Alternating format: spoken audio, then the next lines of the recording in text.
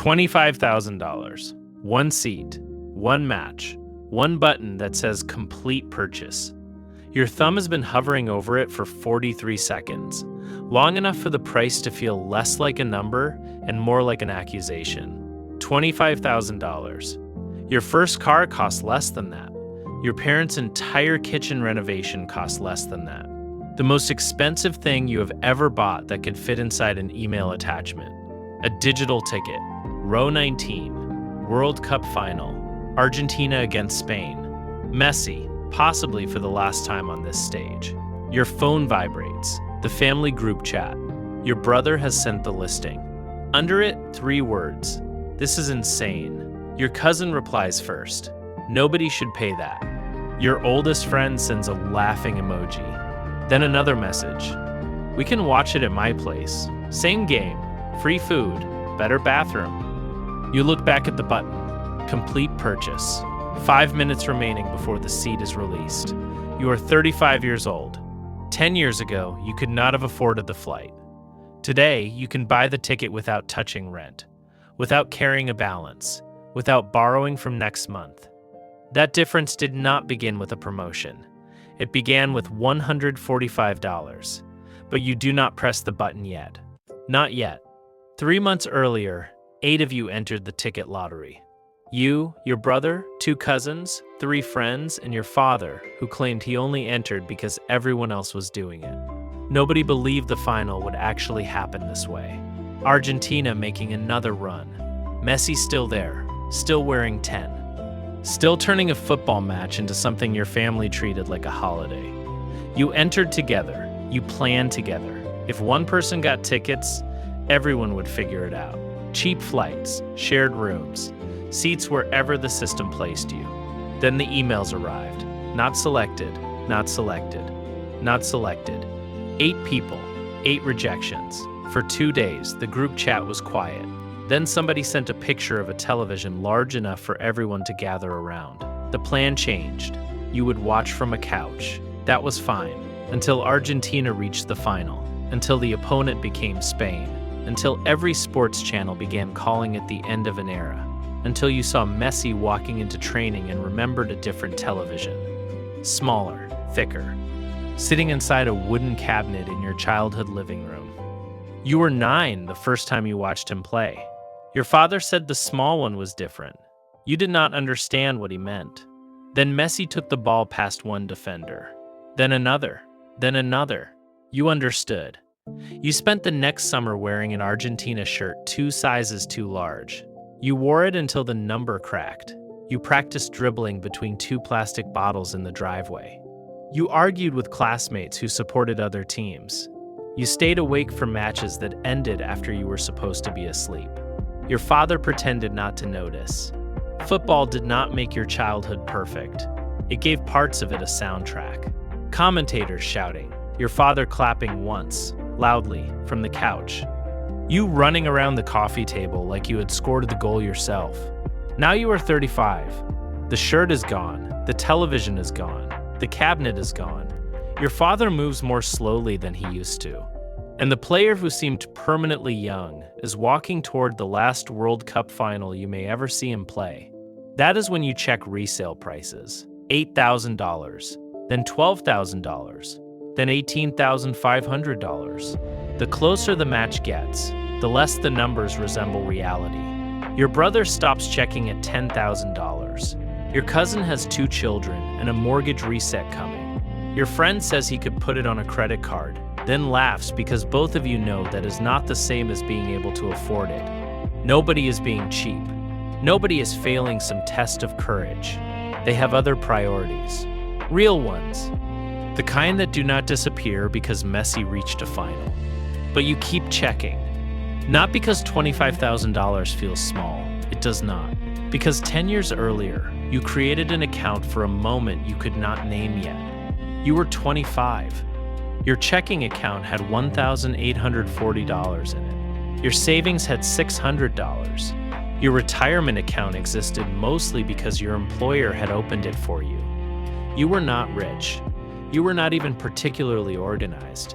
You were tired of saying maybe next time, maybe next trip, maybe next concert, Maybe next wedding across the country. Maybe next opportunity, when things are better, when income is higher, when life is less expensive. Next time kept arriving with its own price.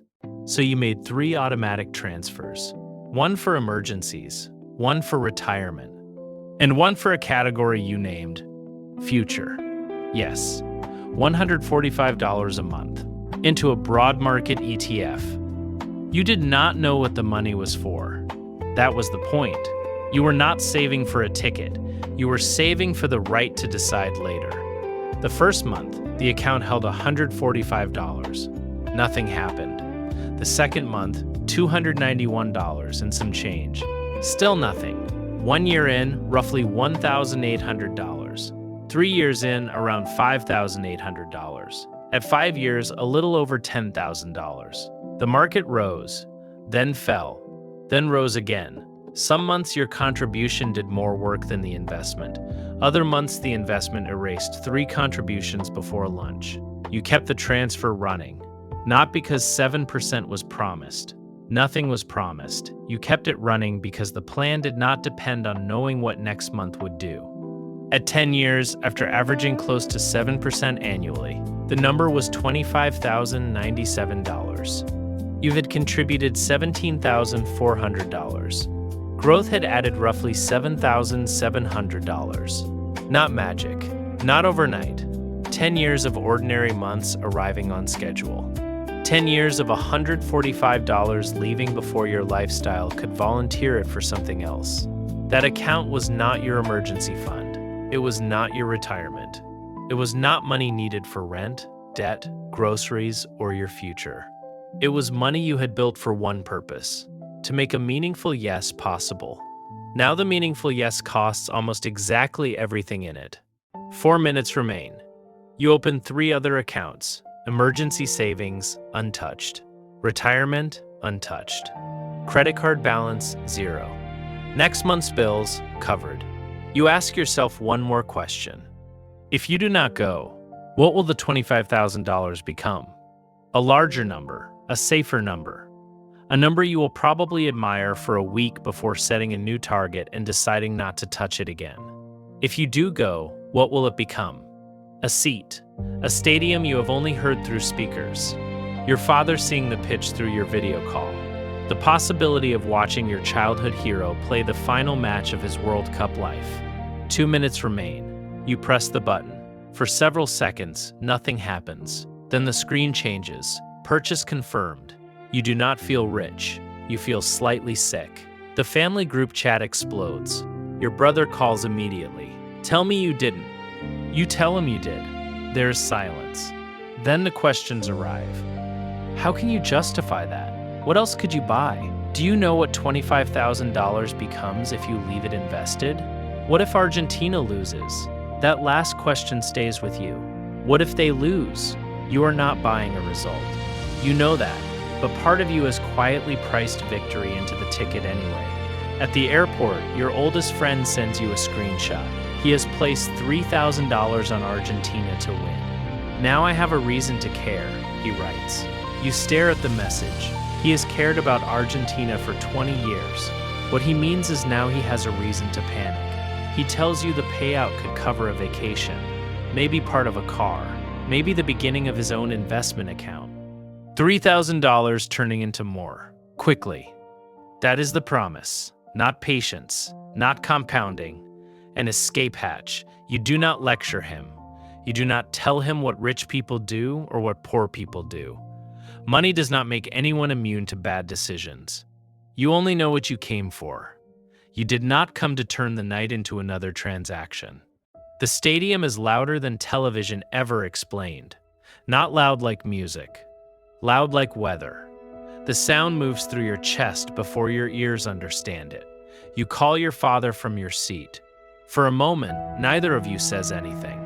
You turn the camera toward the pitch. Messi is warming up. Your father laughs once, the same single clap somehow, carried across 26 years. You made it, he says. The match begins. Your friend begins sending updates from the betting app. Odds changing. Cash out value dropping. Cash out value recovering. Every attack becomes a financial event. Every missed chance costs him money he has already imagined spending. You put the phone away. You watch. Spain controls the ball. Argentina absorbs the pressure. The match tightens. 90 minutes pass without a goal. Extra time. Everyone around you is standing now. At the 106th minute, Spain scores. For half a second, the stadium goes silent in your section. Then the noise arrives from somewhere else. Red shirts jumping. Blue and white shirts frozen. Your phone vibrates in your pocket. You do not check it. Argentina keeps fighting. The clock keeps moving. The final whistle comes before you are ready for it. Spain 1. Argentina 0. You thought you might see Messi lift the trophy. Instead, you see him stand on the field while someone else celebrates. You see the players walk toward the supporters. You see grown adults crying into flags. You feel the full weight of what the ticket did not buy. It did not buy victory. It did not buy the perfect ending. It did not protect the memory from disappointment. Your phone vibrates again.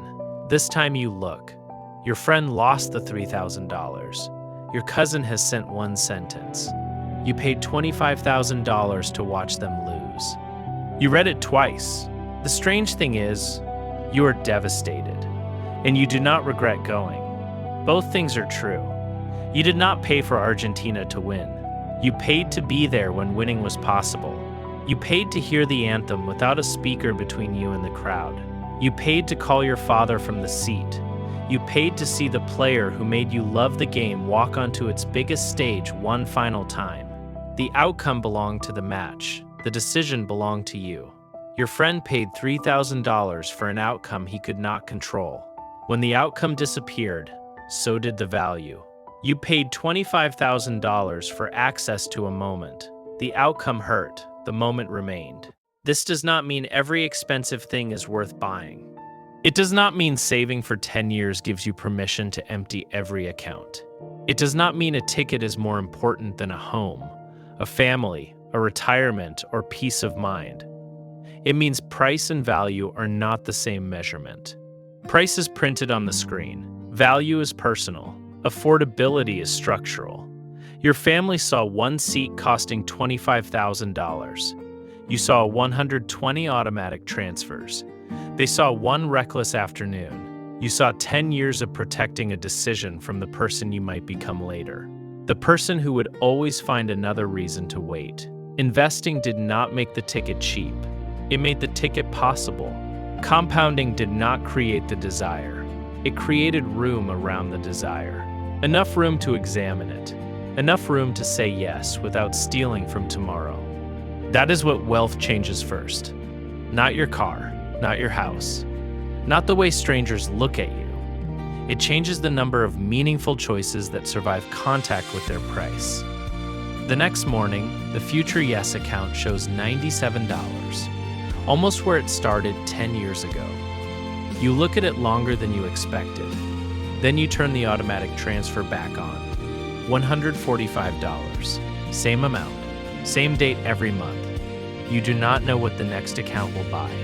Another final, a trip with your father, time away from work, a chance that does not exist yet. That is fine. The last one did not have a name either. 10 years ago, you were not saving for Messi. You were saving for a future version of yourself to recognize what mattered, and to be able to act when it arrived. Money was never the memory. Money was the permission. Keep it moving.